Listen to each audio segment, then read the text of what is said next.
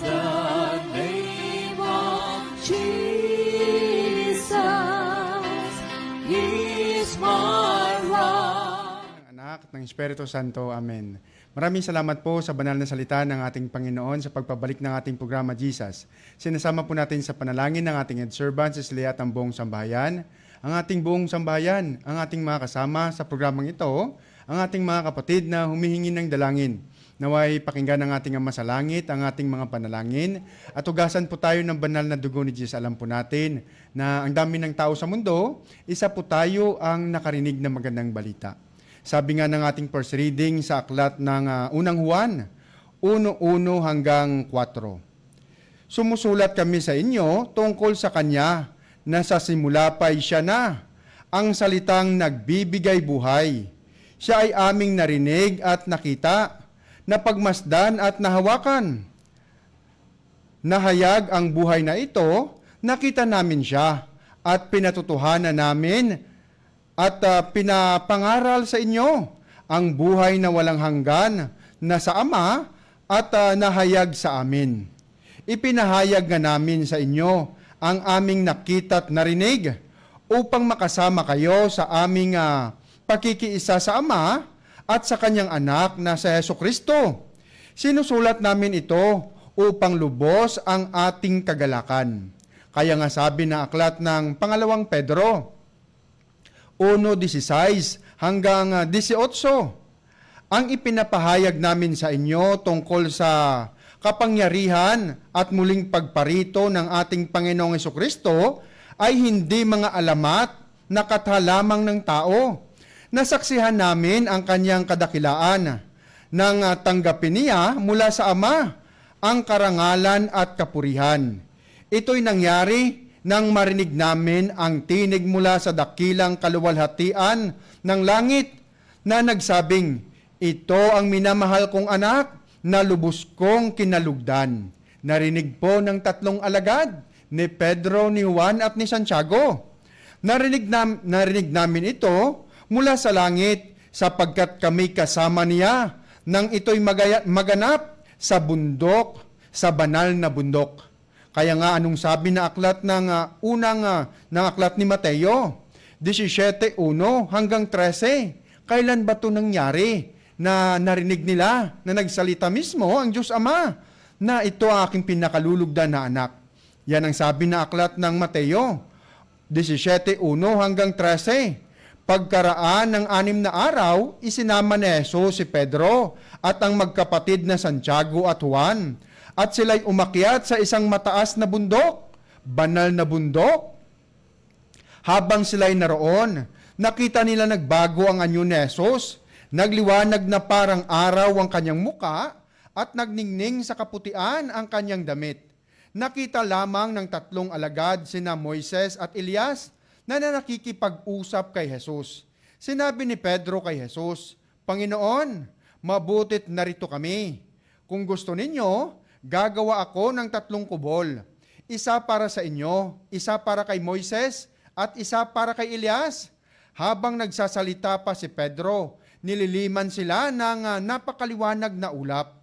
Mula rito'y may tinig na nagsabi, "Ito ang pinakamamahal kong anak, na lubos kong kinalugdan. Pakinggan ninyo siya." Narinig nga nila at nasaksihan. Nang marinig ng mga alagad ang tinig, labis silang natakot at nagpatira pa. Sinamba nila ang Panginoon. Ngunit nilapitan sila ni Jesus at hinawakan. "Tumayo kayo, huwag kayong matakot," sabi niya. Nang tumingin sila, si Jesus na lamang ang kanilang nakita. Habang sila'y bumababa sa bundok, iniuto sa kanila ni Jesus, "Huwag ninyong sasabihin kaninuman ang inyong nasaksihan hanggat hindi muling nabubuhay ang anak ng tao." Nasaksihan pala ng 3 alagad. Tinanong siya ng mga alagad, "Bakit po sinasabi ng mga tagapagturo ng kautusan na dapat munang dumating si Elias?" Sumagot siya, "Paparito nga si Elias upang ihanda ang lahat ng bagay. At sinasabi ko sa inyo, pumarito na si Elias, ngunit hindi siya kinilala ng mga tao. At ginawa nila kay Elias ang gusto nila. Kaya tulad ng ginawa sa kanya, papahirapan din nila ang anak ng tao. Hindi pala nila nakilala si Elias sa katauhan ni Juan Bautista. Naunawaan ng mga alagad na si Juan na tagapagbautiso ang tinutukoy niya. Kaya anong sabi kanina ng pangalawang Pedro? 1:19 hanggang 21. Kaya naman lalong tumitibay ang aming paniniwala sa pinahayag ng mga propeta. Makakabuting ito'y pag-ukulan ninyo ng pansin. Makakabuti daw na pakinggan natin at panampalatayahan, sapagkat tulad ito ng isang ilaw sa madilim na tumatanglaw sa inyo habang sumisikat ang araw ng Panginoon at maliwanag sa inyong mga puso ang bituin sa umaga, ang Espiritu Santo. Higit sa lahat, unawain ninyo, walang makakapagpaliwanag ng alimang propesiya sa kasulatan sa sariling kakayahan, sapagkat ang ipinahayag ng mga propeta ay hindi nagmula sa kalooban lamang ng tao. Ito'y galing sa Diyos at ipinahayag ng mga taong nasa ilalim ng kapangyarihan ng Espiritu Santo. Kaya ano ang sabi ni Pablo? Ano ang testimony ni Pablo sa aklat ng Galacia? 1:11 hanggang 17. Mga kapatid, nais kong malaman ninyo ang magandang balitang ipinangaral ko, hindi kathang tao. Tulad ng sabi rin ni Pedro, hindi ko ito tinanggap mula sa tao at hindi rin itinuro sa akin ng sinumang tao. Sa Jesucristo mismo ang nagpahayag nito sa akin. Paano naman pinahayag ng Panginoon kay Pablo? Hindi siya nakasama ng Transfiguration. Si Pedro, si Santiago at si Juan lang ang kasama ng Panginoon. Hindi kaila sa inyo kung paano ako namuhay noon bilang masugid na kaanib ng relihiyon ng mga Hudyo. Walang awa kong inusig ang iglesia ng Diyos at sinikap na ito'y wasakin. Siya pa pala dati ang sumisira sa iglesia ng Diyos.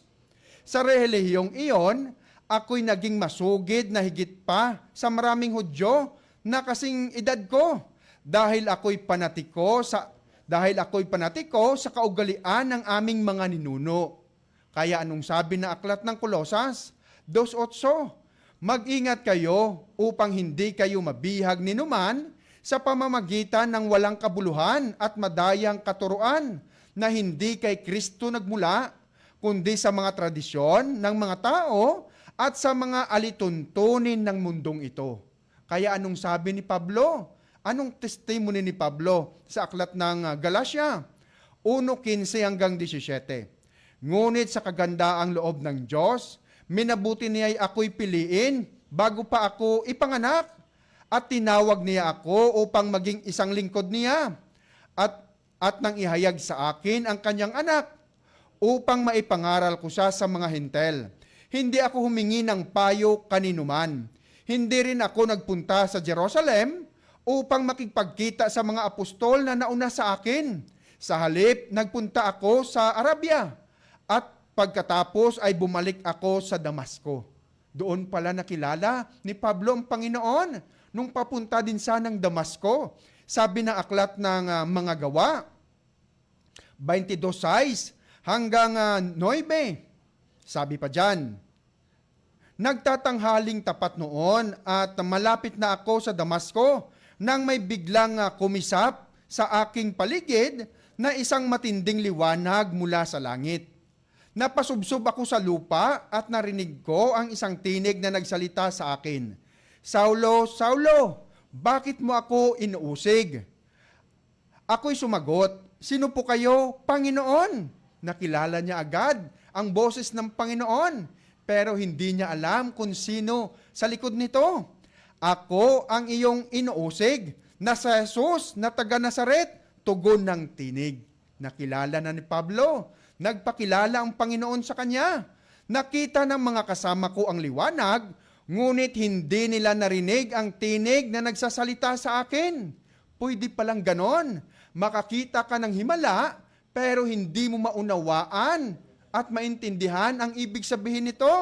Sabi nga ng Panginoon sa aklat ni Mateo 13:11, ipinagkaloob sa inyo ang karapatang maunawaan ang hiwaga tungkol sa kaharian ng langit. Ngunit hindi ito ipinagkaloob sa kanila. Sino ang hindi pinagkalooban ng pag-ibig at pananampalataya na kahit nakakita na ng maraming himala ay hindi pa rin naniwala? Sabi na aklat ni Juan 12:37 hanggang 43, kahit nasaksihan na nila ang maraming himalang ginawa niya, hindi pa rin sila nanalig sa kanya. Nangyari ito upang matupad ang sinabi ni Propeta Isaya, Panginoon, sino ang naniwala sa aming ipinahayag? Kanino mo ipanakita ang iyong kapangyarihan? Hindi nga sila makapaniwala sapagkat tulad ng sabi ni Isaya, binulag ng Diyos ang kanilang mga mata. Ang Diyos mismo. Kaya nga sabi ng Panginoon, magsisi kayo at talikuran ang inyong mga kasalanan. At pinatigas ang kanilang mga puso upang sila'y hindi makakita ni makaunawa ang kanilang mga isip. Baka pa sila'y manumbalik sa akin at sila'y pagalingin ko. Sabi mismo ng Diyos, pag nagsisi pala ang tao, papagalingin din agad ng Panginoon. Sinabi ito ni Isaya sapagkat nakita niya ang kaluwalhatian ni Jesus. Binigay din pala sa kanya ang divine revelation tulad ng binigay kina Pablo, Pedro, Santiago at Juan. At nagpahayag siya tungkol kay Jesus. Gayunman, marami ring pinuno ng mga Hudyo ang nanalig sa kanya. Subalit hindi nila maipahayag ito dahil sa takot sa mga Pariseyo, na baka sila'y itiwalag sa sinagoga. Mas ginisto pa nilang kalugdan sila ng tao kaysa kalugdan sila ng Diyos. Kailan nangyari ito? Sabi kasi sa aklat ni Juan 3:1 hanggang 7, may isang ginagalang na pinuno ng Hudyo. Siya'y si Nicodemo. Kabilang din siya sa grupo ng mga Pariseyo. Isang gabi, pumunta siya kay Jesus at sinabi, Guro, nalalaman po namin kayo'y isang tagapagturo mula sa Diyos, sapagkat walang makakagawa ng mga himalang ginagawa ninyo kung wala sa inyo ang Diyos. Yon ang testimonya ni Nicodemo. Alam niya din pala na ang Panginoon ay galing sa Diyos. Kaya ang sabi ng Panginoon sa kanya? Tandaan mo, malibang ipanganak na muli ang isang tao, hindi niya makikita ang paghahari ng Diyos. Tulad sa mga kasama ni Pablo nung papunta sa ng Damasco. Paanong maipanganak pang muli ang isang taong matanda na? Makakapasok pa ba siya sa sinapupunan ng kanyang ina para muling isilang? Tanong ni Nicodemo. Sumagot naman sa Jesus, pakatandaan mo, malibang ang isang tao ay ipanganak sa pamamagitan ng tubig at ng Espiritu, hindi ito makakapasok sa kaharian ng Diyos. Ang taong ipinanganak ayon sa laman ay laman, at ang ipinanganak ayon sa Espiritu ay Espiritu. Huwag kang magtaka sa sinasabi ko sa iyo, kayong lahat ay kailangang ipanganak na muli.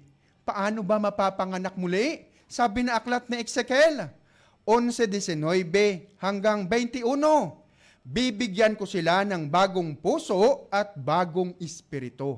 Kailangan pala mabago ang isip at puso ng tao. Ang masuway nilang puso ay papalitan ko ng pusong masunurin. Ang mareklamo na isip at puso ng tao ay papalitan ng Diyos ng pusong masunurin, upang lumakad sila ayon sa aking mga tuntunin at masunod ang aking mga utos.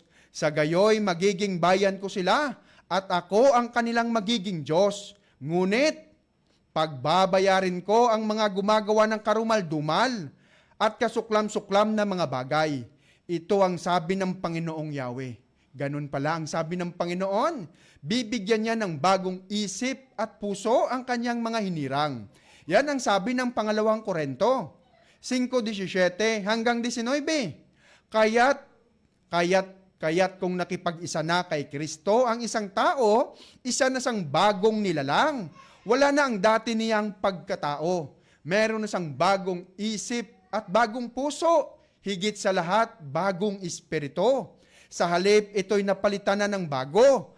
Ang Diyos ang gumawa ng lahat ng ito. sa pamamagitan ni Kristo. Ibinilang niya tayong mga kaibigan at hindi na kaaway.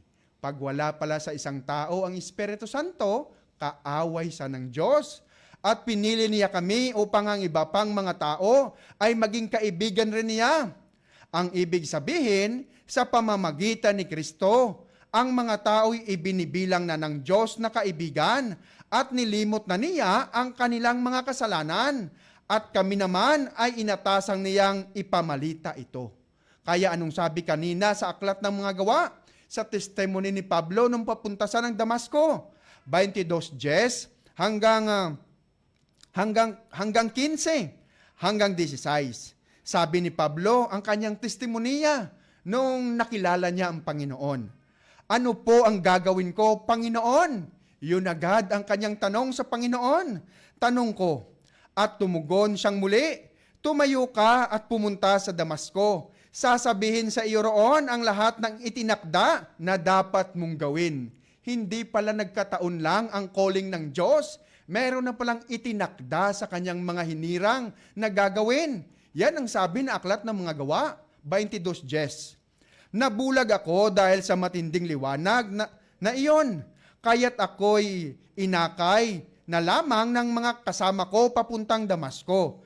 Doon ay nakatira si Ananias. Siya ay tapat na sumusunod sa kautusan at ginagalang ng mga Hudyong naninirahan doon. Pinuntahan niya ako, tumayo sa tabi ko at sinabi sa akin, kapatid na Saulo, makakakita ka ng muli. Nooy day nakakita akong muli at tumingin ako sa kanya.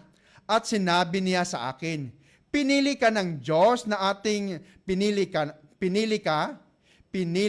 Diyos ng ating mga ninuno upang malaman mo ang kanyang kalooban. Pag hindi pala niloob ng Diyos, hindi mo talaga siya makikilala. Kaya nga sabi na Aklat ng Mga Gawa, 22:14, pinili ka ng Diyos ng ating mga ninuno upang malaman mo ang kanyang kalooban, makita ang kanyang banal na lingkod at marinig ang kanyang tinig, tulad ni Pedro, Santiago at Juan. Sapagkat ikaw ay magiging saksi niya upang patutuhanan sa lahat ng tao ang iyong nakita at narinig. Yun pala ang patutuhanan ng isang lingkod ng Diyos, ang kanyang nakita at narinig. Divine revelation galing sa Diyos. At ngayon, ano pang hinihintay mo? Tumayo ka na, magpabautismo at manalangin. Manalangin ka sa kanyang pangalan upang mapatawad ka sa iyong mga kasalanan. Kaya anong sabi ni Pablo kay Timoteo? Sa unang Timoteo 1:12 hanggang 17, sabi ni Pablo, nagpapasalamat ako sa ating Panginoong Hesukristo na nagbigay sa akin ng lakas dahil itinuring niya akong karapat-dapat na maglingkod sa Kanya. Ang Diyos ang pumipili ng Kanyang mga hinirang. Kahit na noong unay, nilapastangan, inusig at nilait ko siya. Sa kabila nito'y nahabagsa sa akin ang Diyos sapagkat hindi ko nalalaman ang aking ginagawa noong ako'y hindi pa sumasampalataya. Pag wala pa pala sa iyo ang Espiritu ng Diyos, hindi mo pa alam ang iyong ginagawa. Akala mo tama, tulad ni Pablo. Pinasagana sa akin ang kagandahang loob ng ating Panginoon at ipinagkaloob niya sa akin ang pananampalataya at pag-ibig na matatagpuan sa ating pakikig-isa kay Kristo Jesus. Kahit pala nang gawin ni Nicodemo, kahit kabisado niya pa ang kautusan ng Diyos, pero ang pananampalataya at pag-ibig ay kaloob ng Diyos. Yun pala ang pinagkaiba. Kaya sabi ng Panginoon, malibang ipanganak muli ang isang tao, hindi niya talaga makikita ang paghahari ng Diyos. Kaya nga sabi na aklat dyan ni Timoteo, 1:15 hanggang 17, totoo ang pinahayag na ito at dapat paniwalaan ng lahat. Si Kristo Jesus, ay dumating sa sanlibutan upang iligtas ang mga makasalanan at ako ang pinakamakasalanan sa kanilang lahat. Yun ang testimony ni Pablo. Ngunit akong pinakamasama ay kinahabagan upang ipakita ni Kristo Jesus ang kanyang di nasusukat na pag-ibig sa akin at upang ito'y maging halimbawa sa mga sumasampalataya at bibigyan ng buhay na walang hanggan. Ganun pala kalaki ang pag-ibig ng Diyos sa kanyang mga hinirang. Purihin natin ang kaluwalhatian. Purihin natin ang purihin natin at luwalhatiing magpakailanman ang iisang Diyos, Haring walang hanggan, walang kamatayan at di nakikita. Amen. Kaya nga sabi ng ating ebanghelyo sa aklat na ito, sa aklat ni Juan, ang ating ebanghelyo sa araw na ito, Juan 20, 1 hanggang 10. Sabi diyan, madilim-dilim pa ng unang araw ng Sanlinggo, pumunta si Maria Magdalena sa libingan. Narat na niyang naalis na ang batong nakatakip sa pinto ng libingan. Dahil dito, patakbo siyang pumunta kay Simon Pedro at sa mga alagad na mahal na Jesus at sinabi sa kanila, may kumuha ng Panginoon mula sa libingan at hindi namin alam kung saan siya dinala. Sina Pedro at ang nasabing alagad ay nagpunta sa libingan. Ang alagad na pinakamamahal ng Panginoon. Ang tawag sa kanya ay John the Beloved. Kapwa sila tumakbo, ngunit si Pedro ay naunahan noong isa. Yumuko ito upang sumilip sa loob ng libingan, ngunit hindi pumasok. Nakita niyang nakalagay doon ang mga mamahaling tela. Nang dumating si Simon Pedro, tuloy-tuloy itong pumasok sa libingan at nakita nito ang mga telang lino at ang panyong binalot sa ulo ni Jesus. Ang panyo ay hindi kasama sa mga mamahaling tela, kundi hiwalay na nakatiklop sa isang tabi. Pumasok din ang alagad na unang dumating at nakita niya ito at siya'y naniwala. Nung nakita niya na, doon siya naniwala. Hindi pa nila naunawaan noon na si Jesus ay kailangang muling mabuhay ayon sa kasulatan. At umuwi ang mga alagad. Sabi diyan, at umuwi ang mga alagad. Si Maria ay nakatayong umiiyak sa labas ng libingan. Nang yumuko siya at sumilip sa loob, may nakita siyang dalawang anghel. Sino ang nakita ni Maria Magdalena? Dalawang anghel na nakadamit ng puti at nakaupo sa pinaglagayan ng bangkay na Jesus. Ang isa ay sa gawing ulunan at ang isa naman ay sa gawing paanan. Sino ang anghel? Ang dalawang anghel na nakita ni Maria Magdalena. Sabi nga na aklat ng Lucas 20:33 hanggang 36. Ngayon, sa muling pagkabuhay, sino po sa 7 kikilalaning asawa ng babae? Yamang silang lahat ay nakapangasawa niya. Yan ang tanong ng isang dalubhasa sa kautusan. Sa muli daw pagkabuhay, dahil ang 7 lalaking magkakapatid ay naasawa niya ang iisang babae lamang. Sino daw ang magiging legal na asawa sa muling pagkabuhay? Sumagot si Jesus, sa buhay na ito, ang mga lalaki at mga babae ay nag-aasawa. Ngunit sa kabilang buhay, ang mga magiging karapat-dapat sa muling pagkabuhay ay hindi na mag-aasawa. At bakit? Hindi na rin sila mamamatay sapagkat matutulad sila sa mga anghel. Naging anghel ba ang Panginoon? Isa lang ba ang anghel na bumaba sa langit? Bakit 2 anghel ang nakita ni Maria Magdalena? Sila'y mga anak ng Diyos dahil sila'y nakabilang sa mga muling binuhay. Naging bumalik ba sa pagiging anghel ang Panginoon? Sabi nga kasi sa aklat ni Juan ng ating ebanghelyo sa araw na to, 20:12, may nakita siyang 2 anghel na nakadamit ng puti at nakaupo sa pinaglagyan ng bangkay na Jesus. Ang isa ay sa gawing ulunan at ang isa naman ay sa gawing paanan. Sabi nga na aklat ng Marcos 16:1 hanggang 3, Pagkaraan ng araw ng papahinga, si Maria Magdalena, si Maria na ina ni Santiago at si Salome ay bumili ng pabango upang sila ay magpunta sa libingan at lagyan ng pabango ang bangkay ni Jesus. Kinaumagahan ng linggo, sa pagsikat ng araw, sila nagpunta sa libingan. Ngunit sila ay nagtatanungan sa isa't isa, sino kaya ang maari nating pakiusapan, maggulong ng batong nakatakip sa pintuan ng libingan?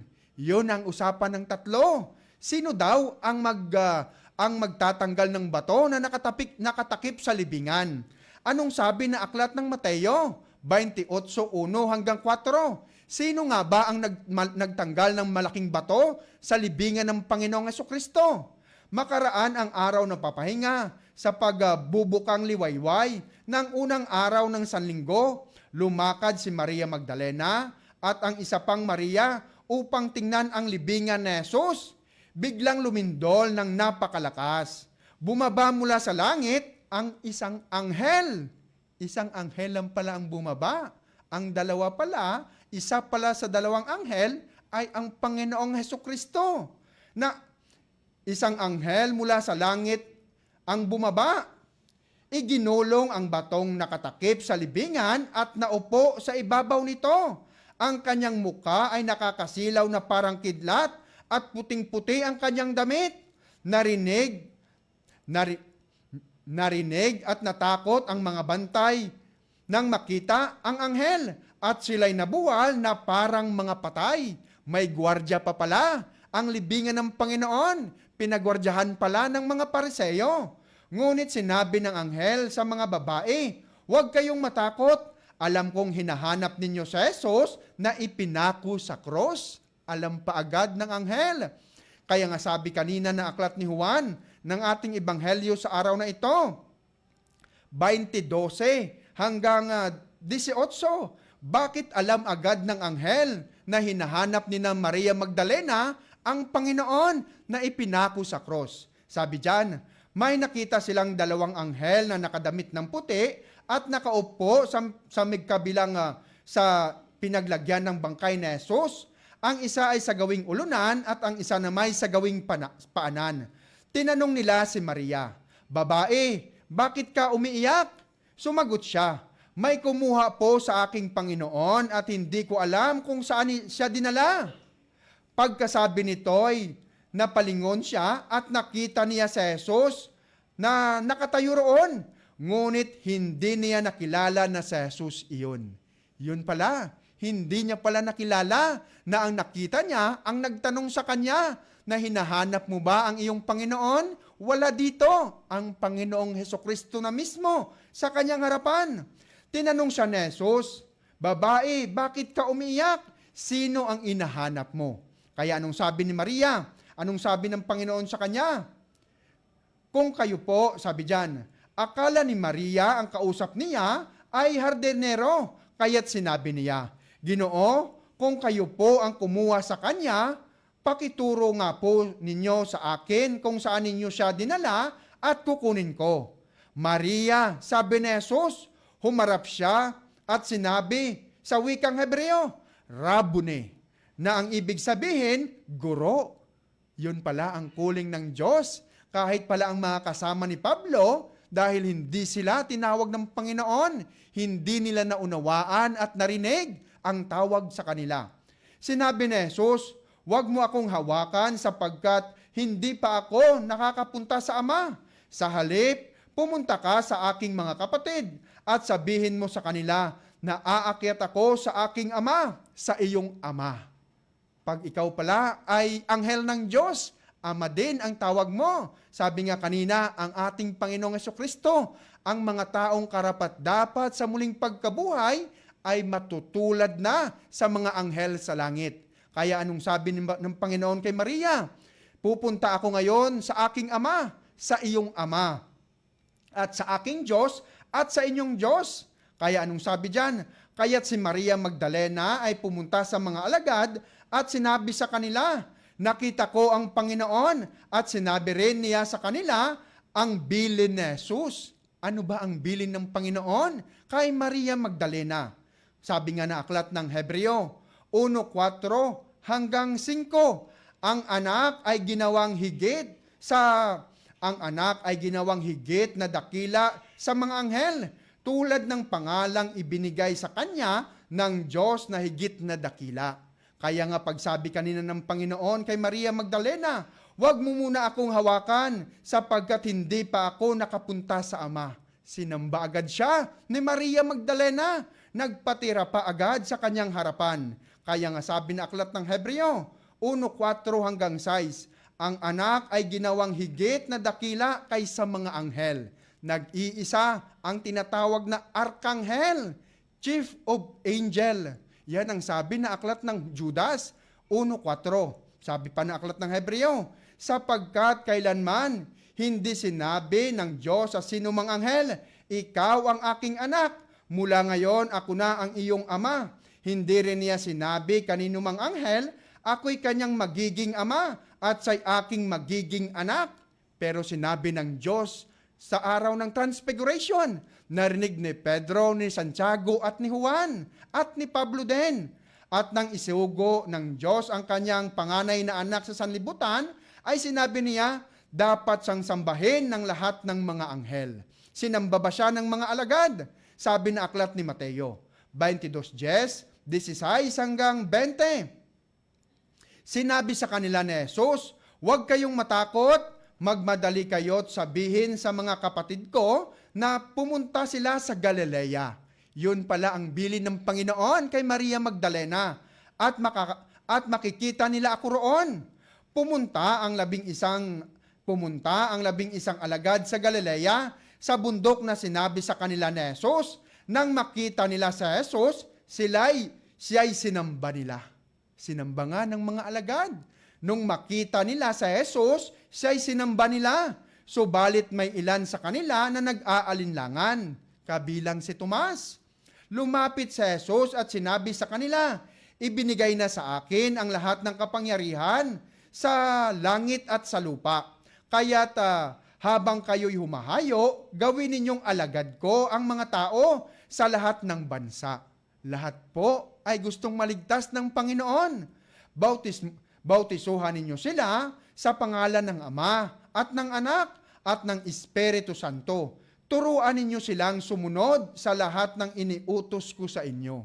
Yun pala ang sabi ng Panginoon. Kailangan maunawaan nila ang Eskriptura. Tandaan ninyo, ako'y laging kasama ninyo hanggang sa katapusan ng panahon. Kaya anong sabi ng Panginoon sa aklat ni Juan? Juan 6:44 hanggang 45.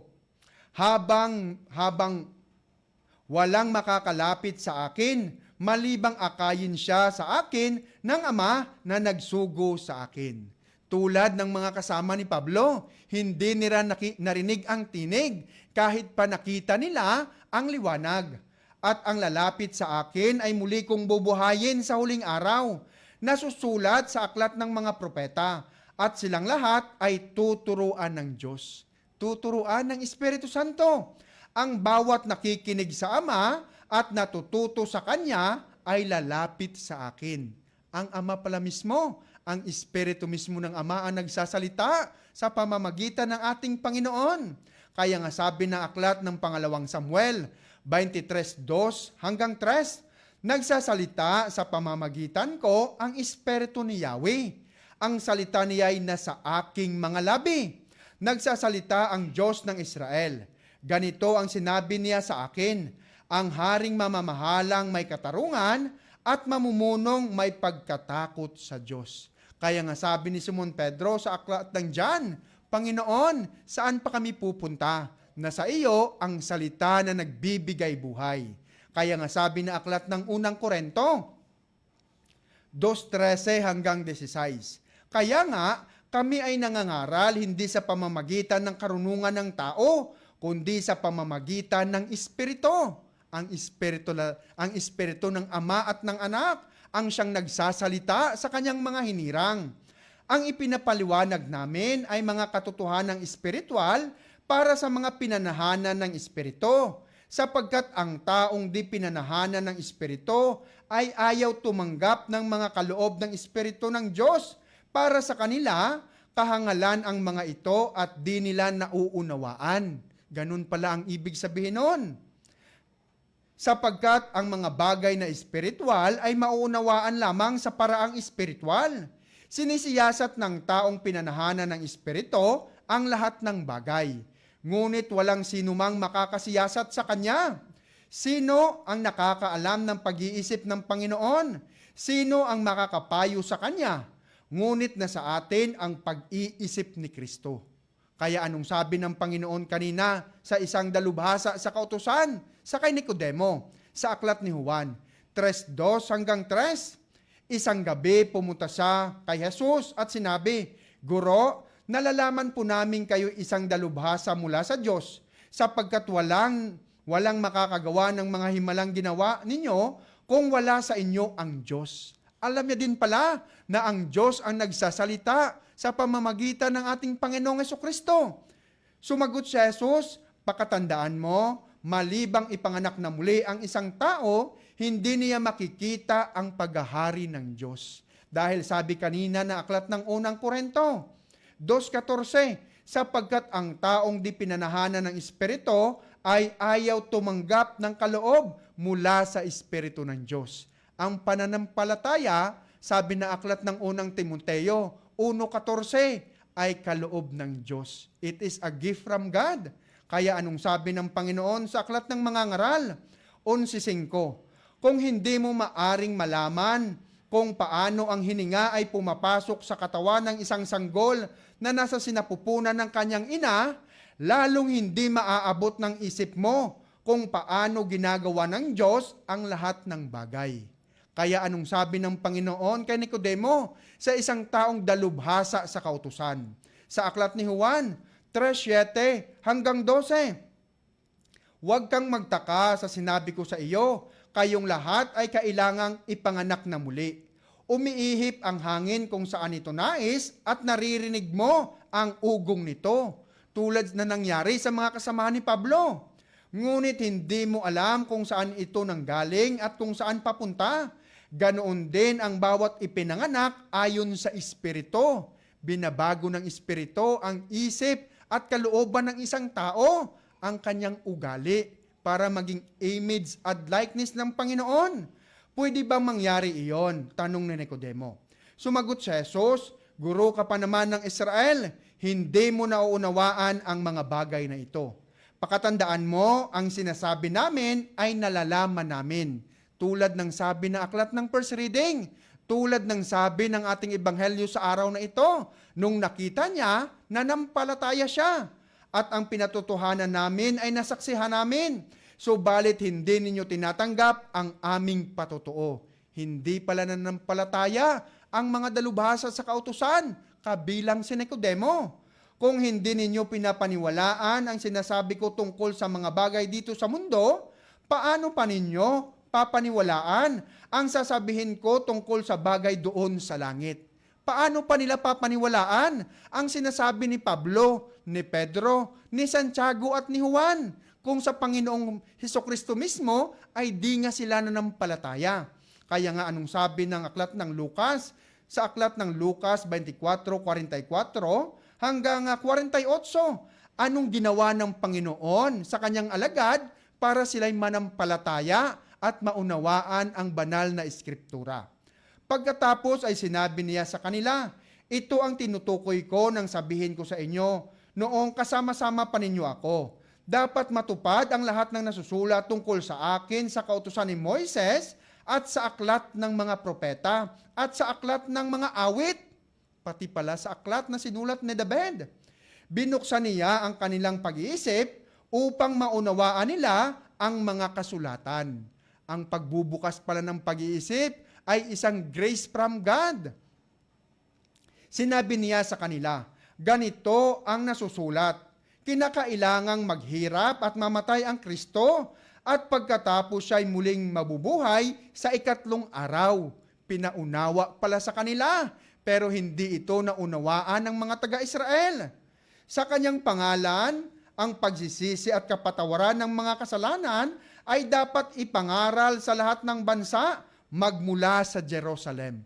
Sa kanila pa magsisimula. Kayo ang mga saksi sa mga bagay na ito. Tandaan ninyo, isusugo ko sa inyo ang ipinangako ng aking Ama, kaya't huwag kayong aalis sa Jerusalem hanggat hindi kayo napagkakalooban ng kapangyarihan mula sa langit. Yun ang ibig sabihin ng Panginoon. Kailangang hintayin nyo ang Espiritu Santo. Kaya anong sabi ng Panginoon sa kanyang mga alagad, sa kanyang mga pinili, sa kanyang mga hinirang? Sa aklat ni Juan, 15:26 hanggang 27. Bakit ganun na lang kakilala ng Panginoon ang kanyang mga hinirang na kahit na pinagtaksilan siya, ay pinagkalooban niya pa rin ng Espiritu Santo. Ngunit sabi na aklat ni Juan, 15:26 hanggang 27, ngunit pagdating ng tagapagtanggol, ang Espiritu ng katotohanan, nasusuguin ko mula sa Ama, magpapatotoo siya tungkol sa akin, at magpatotoo rin kayo tungkol sa akin, sapagkat sa simula pa'y kasama ko na kayo. Ganun pala kakilala ng Diyos ang kanyang mga hinirang. Hindi pa nalikha ang mundo, kilala na sila ng Diyos. Yan ang sabi na aklat ng Epeso 1:3 hanggang 5. Purihin ang Diyos at Ama ng ating Panginoong Hesukristo. Pinagkalooban niya tayo ng lahat ng pagpapalang espiritual. Kaloob ng Diyos, pati divine revelation, na maunawaan ang banal na Eskriptura at makalangit dahil sa ating pakikig-isa kay Kristo. Bago palikain ang sanlibutan, pinili na niya tayo upang maging Kanya sa pamamagitan ng ating pakikig-isa kay Kristo, upang tayo'y maging banal at walang kapintasan sa harap niya dahil sa pag-ibig ng Diyos. Dahil sa pag-ibig ng Diyos, hindi sa kagagawa ng tao. Tayo'y kanyang pinili upang maging anak niya sa pamamagitan ni Jesucristo.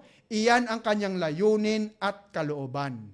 Sabi nga kasi sa aklat ni Job 38:4 hanggang 7, nasaan ka nang likhain ko ang mundo? Kung talagang may alam ka, lahat ay sabihin mo. Yan ang sabi ng Panginoon kay Job. Sino ang nagpasya tungkol sa lawak nito? Sino ang sumukat? Alam mo ba ito? Tinanong niya si Job. Alam mo ba kung sino nagpasya ng lawak ng mundo? Ng sukat nito?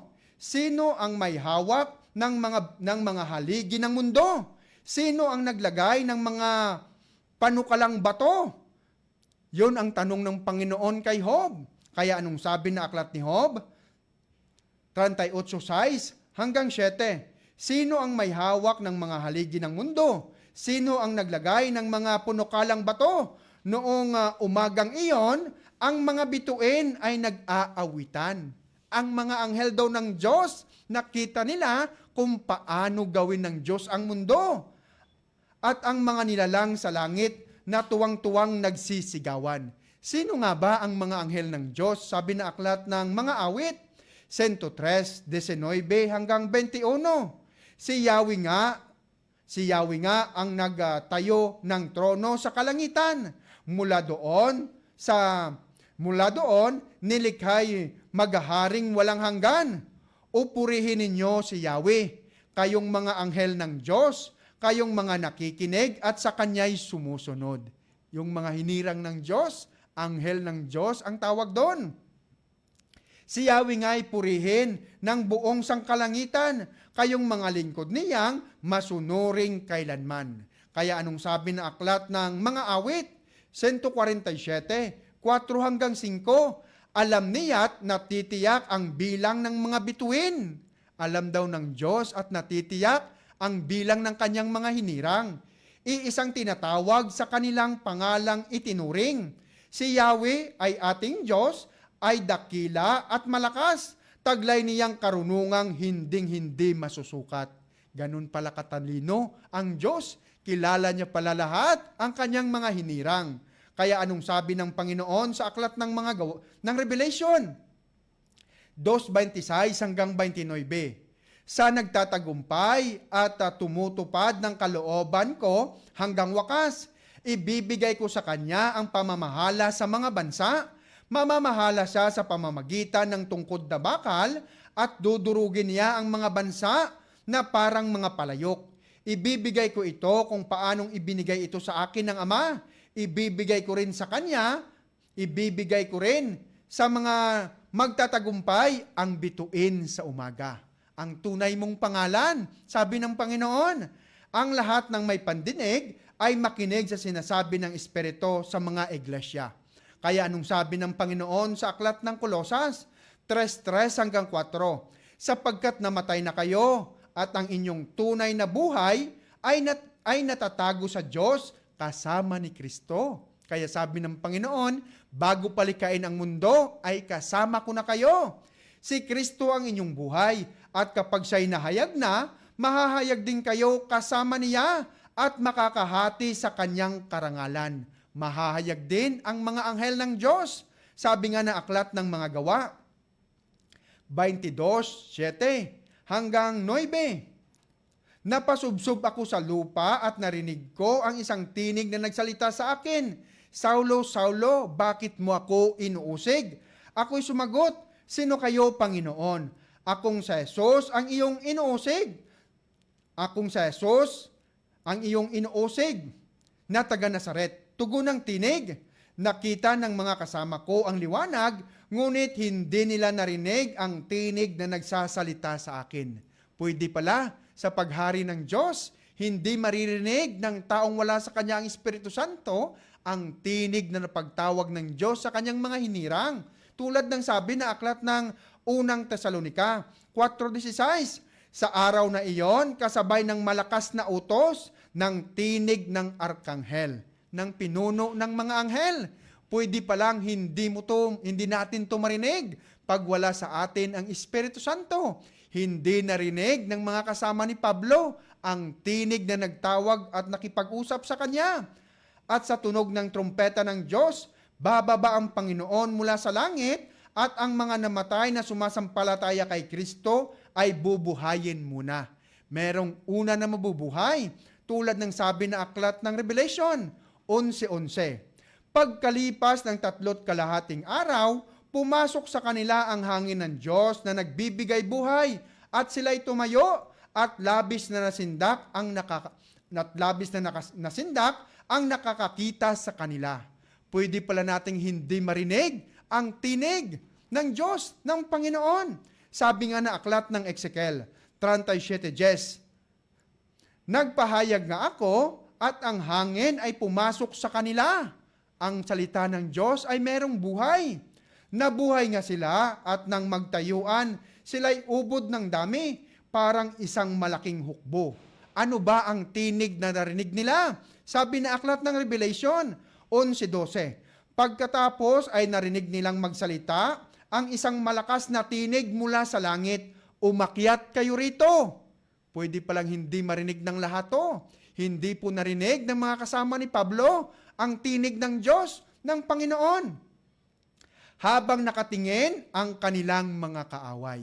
Hindi nga sila nakaakyat sa langit. Ang mga hinirang lang ng Diyos. Ibig sabihin, hindi nga nila narinig ang tawag na umakyat kayo rito habang nakatingin ang kanilang mga kaaway. Umakyat sila sa langit habang nakasakay sa ulap. Bakit merong naiwan na hindi nakaakyat sa langit? Kaya nga sabi ng Panginoon sa aklat ni Juan 5:26 hanggang 29, kung paano ang Ama mismo ang pinagmumulan ng buhay, gayon din naman ang anak na binigyan niya ng ganoong karapatan. Binigyan din niya ang anak ng kapangyarihang humatol, sapagkat siya ang anak ng tao. Bago pa tumunog ang pangpitong trompeta, nabuhay na ang dalawang saksi, kasama ang mga hinirang ng Diyos, ang kanyang mga anghel, ang 144,000 na kasama ng kordero. Huwag ninyo itong pagtakhan, sapagkat darating ang oras na maririnig ng mga patay ang kanyang tinig. Sila'y muling mabubuhay.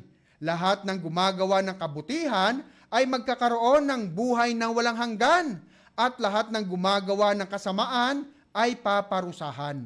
Meron ngang hindi makakarinig ng tinig, tulad ng hindi narinig ng mga kasama ni Pablo. Kaya anong sabi na aklat ni Mateo 24:36 hanggang 44, ngunit walang nakakaalam ng araw at oras ng pagsapit niyon. Kaya't kahit ang mga anghel sa langit o maging ang anak man, ang Ama lamang ang nakakaalam nito. Ang pagdating ng anak ng tao ay tulad ng pagdating ng baha nung panahon ni Noe. Nang mga araw na iyon, bago bumaha, ang mga tao'y nagsisikain, nagiinuman, nagsisipag-asawa, hanggang sa pumasok si Noe sa barko. Hindi nila namamalayan ang nangyayari hanggang dumating ang baha at tinangay silang lahat. Gayon din ang mangyayari pagdating ng anak ng tao. Meron din palang hindi nakarinig ng pagtawag ng Diyos sa kanila. Kaya anong sabi ng Panginoon sa aklat ni Mateo 24:42 hanggang 44? Kaya't lagi kayong maging handa dahil hindi nyo alam kung kailan darating ang inyong Panginoon. Tandaan ninyo ito. Kung alam ng may-ari ng bahay kung anong oras sa gabi darating ang magnanakaw, siya'y maghahanda at hindi niyang hahayaang pasukin ang kanyang bahay. Kaya't lagi kayong maging handa, sapagkat darating ang anak ng tao sa oras na hindi ninyo nalalaman. Kaya nga sabi kanina ng Panginoon sa aklat ng pangalawang Pedro, mas mabuti na pagtuunan ninyo ng pansin ang sabi ng mga propeta. Pangalawang Pedro 1:19, sabi ng Panginoon, kaya naman, lalong tumitibay ang aming paniniwala sa pinahayag ng mga propeta.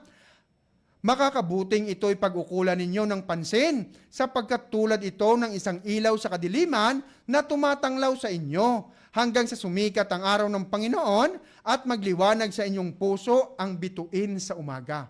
Pag naunawaan kasi ng tao ang Eskriptura, ang banal na salita ng Diyos, at siya'y magsisi, matatanggap niya ang Espiritu Santo, ang awa at habag ng Diyos. In Jesus' name, inanyahan po ang lahat sa panalangin sa pangalan ng Ama, ng Anak, at ng Espiritu Santo. Amen. Banal na Ama, marami pong salamat sa iyong banal na salita. Marami pong salamat sa iyong banal na Espiritu. Maraming salamat sa pagtawag at pagpili sa amin, pagbukas ng aming mga isip, pagpaalab ng aming mga puso, na makilala ka po namin at makilala din namin ang aming sarili na nakatago sa iyong banal na salita. Patuloy po namin hinihingi ang iyong bendisyon. Bendisyonan niyo po ang aming servant, si Sli at ang buong sambahayan, ang aming buong sambahayan, ang aming mga kapatid na kasama namin sa programang ito, ang aming mga kapatid na humingi ng dalangin. Naway pakinggan niyo po ang aming mga panalangin, pagalingin niyo po kami sa aming mga karamdaman, patawarin niyo po ang aming mga kasalanan. In Jesus' name. Sa pangalan ng Ama, ng Anak, at ng Espiritu Santo. Amen. Ito pong ating programa, Jesus. Patuloy nang sasabi, ang Diyos ay pag-ibig, nananahan at sumasagawa sa atin. God bless all. Fine lines? Acne? Dullness? Say goodbye to these imperfections and unveil your flawless skin with Beauty Essentials Advanced Skincare Services and Soothing Formulas.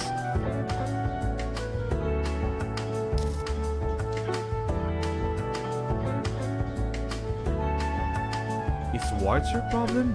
Get them removed for only 888 pesos. Visit us in Solis Street and Molo, Iloilo City, San Jose Antique, and Roas City, Capiz. Or call us at 0919-3939-678. Beauty Essentials Facial Care Center, where skin meets perfection. Beauty Essentials Facial Care Center.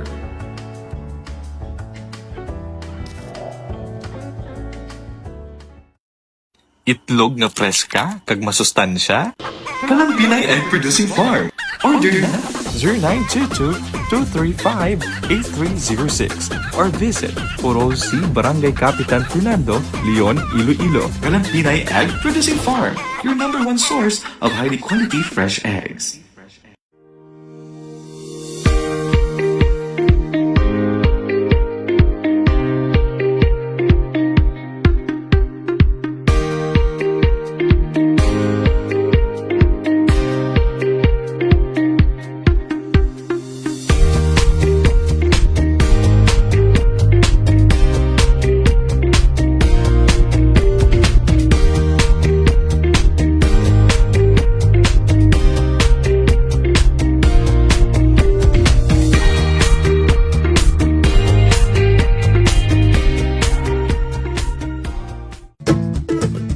Iloilo Society Commercial Incorporated. Kung kamo nagakinhanglan sang school kag office supplies, chicheryas, cosmetics, kag grocery items, isa lang ang kadtoi. Iloilo Society Commercial. Presyo barato, pwede manegosyohan. Iloilo Society Commercial. May mga sanga sa Aldeguer, Rizal Ortiz Streets, kag Tagbakharo, Iloilo City.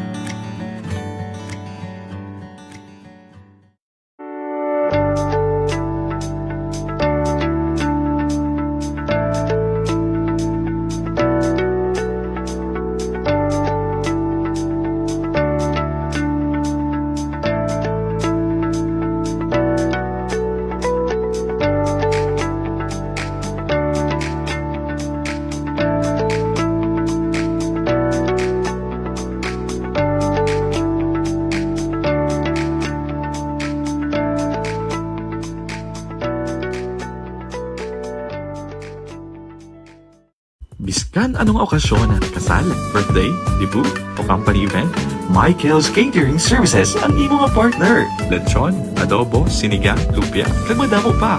Mayara man kami nga package deal para sa imo kaginawaan. Michael's Catering Services, located at Barangay Cafe Santa Barbara, Iloilo. For contacts, 0966-928-7664 or 0966-710-2587. Michael's Catering Services. Pagkaon nga manamit, serbisyo nga masaligan. NH Motor Sales, ang iyong reliable partner sa iyong sasakyan. Tires, batteries, motor oil, rims, dito lang yan mahahanap sa NH Motor Sales. Main branch, Quezon Street, Molo, Iloilo City, 336-9841 or 337-1989. Haro Branch, MacArthur's Drive, Tabuk-Suba, Haro, Iloilo City, 329-5929. And Molo Branch, South Punidor, Molo, Iloilo City, 501-4862. NH Motor Sales. Pangita kabalasang dikali.